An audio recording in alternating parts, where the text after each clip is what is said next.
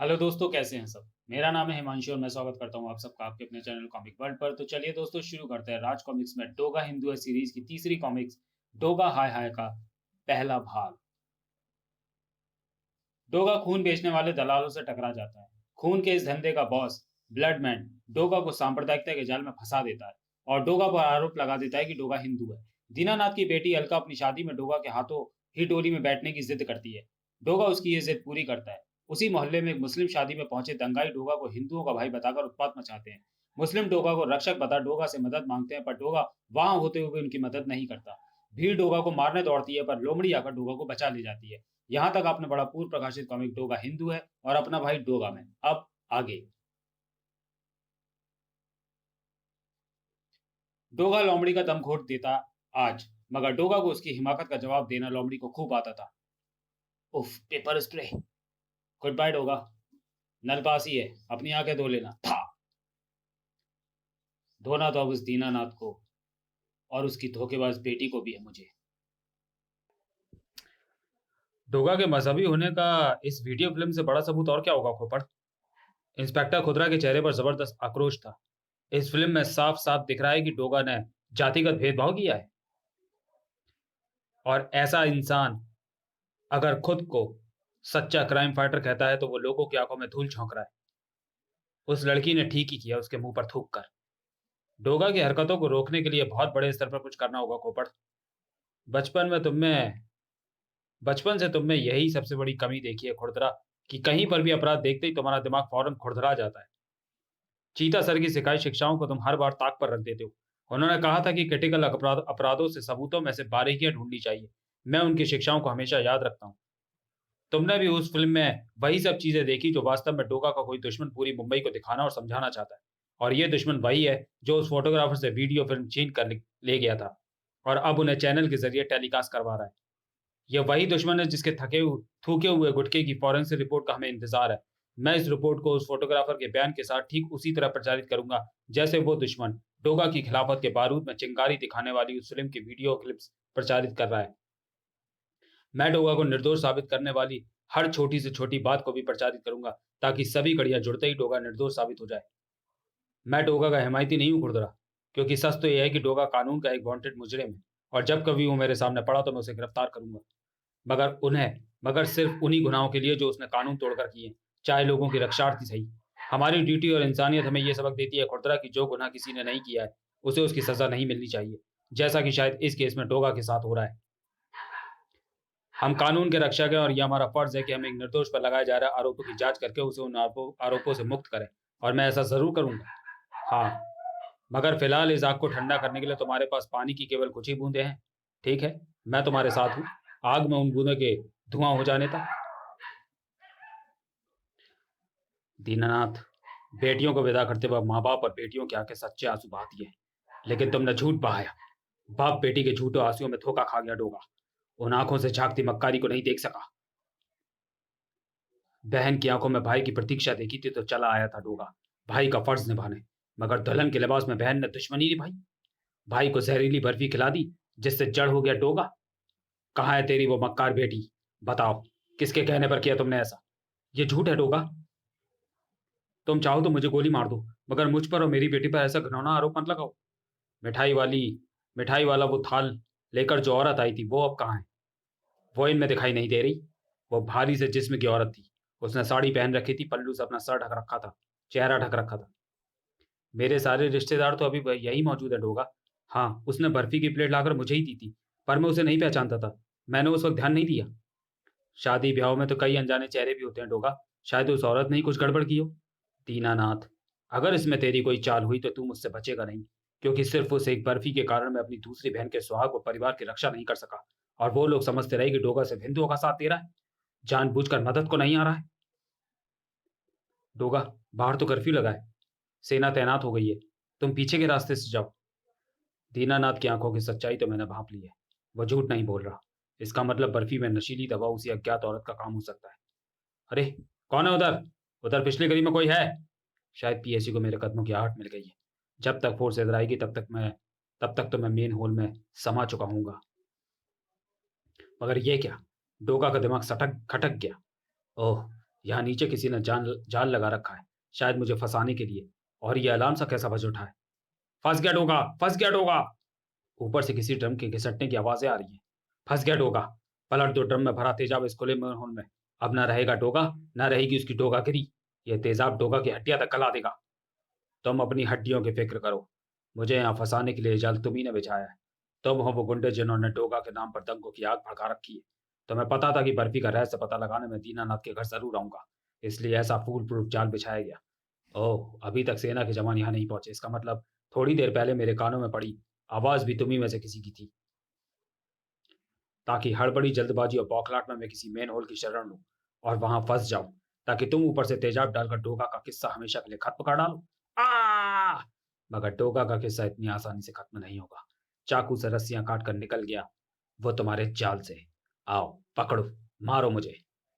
मगर पहला बार वो करे जो ये ना सोच सके कि इन गुंडों को ये बात कैसे पता थी कि मैं यहाँ पर दोबारा आऊंगा, क्योंकि कल शादी की रात मुझे धोखे से जहरीली बर्फी खिला दी गई थी, जिससे मेरा शरीर जड़ हो गया था। और ये लोग जानते थे कि मैं दीनानाथ से उस बर्फी का रहस्य पता करने दोबारा जरूर आऊंगा। देखो, इन्होंने यहीं पर गटर पर जाल लगा रखा था, यहीं पर तेजाब का ड्रम भर रखा था। झांक कर देखो दूसरे मेन होल्स में, क्या वहां हर जगह ऐसी ही इंतजाम है? मैं दिखाता हूँ। अरे, डोगा तो जा रहा है। कालिया के कहने पर हमने तो उसे घेर कर पकड़ने की योजना बनाई थी। तो फिर तूने पकड़ा क्यों नहीं डोगा को? तुमने क्यों नहीं पकड़ा उसे? मैं उसे क्यों पकड़ता? मेरा डोगा ने क्या बिगाड़ा है? डोगा ने तो हमेशा हमारी रक्षा की है, तो मेरा भी क्या बिगाड़ा है उसने? ये लोग कह रहे थे कि डोगा को पकड़ने के लिए सिर्फ गटर में जाल बिछाकर अलार्म लगाएंगे। इन्होंने डोगा पर तेजाब उड़ेल दिया। कालिया, झूठ कहा तूने। कहीं हम लोग इनकी बातों में तो नहीं आ गए? डोगा किसी का बुरा नहीं कर सकता। डोगा को फंसाया गया है। मारो इन्हें, ये काम इन्हीं का लगता है। डोगा खतरे में था। उफ, मेरे पाँव कहीं धस रहे हैं।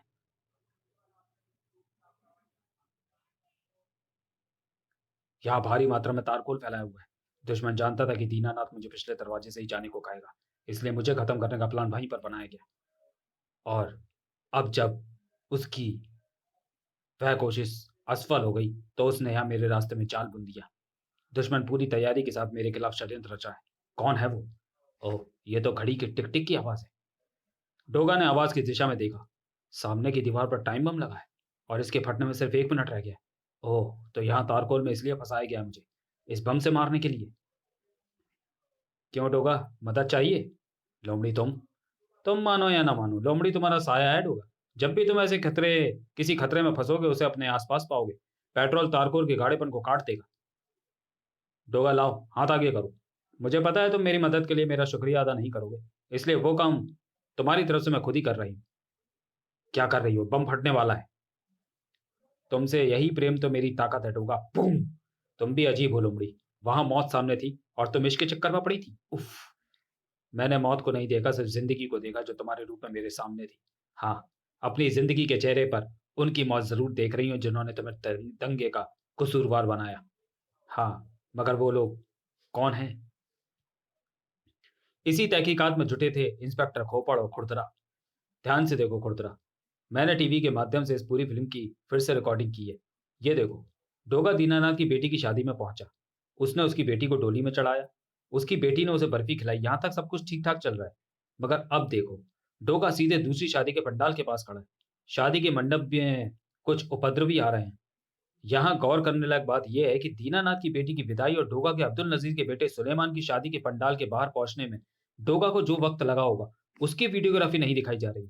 जबकि डोगा जैसी हस्ती अगर कहीं पर मौजूद है, तो वीडियोग्राफर का ध्यान हर समय उसी पर केंद्रित रहना एक सामान्य सी बात है।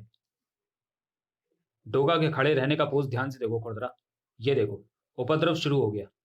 उपद्रवियों ने सुलेमान की शादी के पंडाल में मारकाट मचा दी है।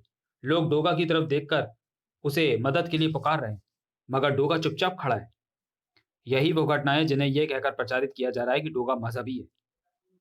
जब दिख रहा है तो कोई क्यों नहीं मानेगा?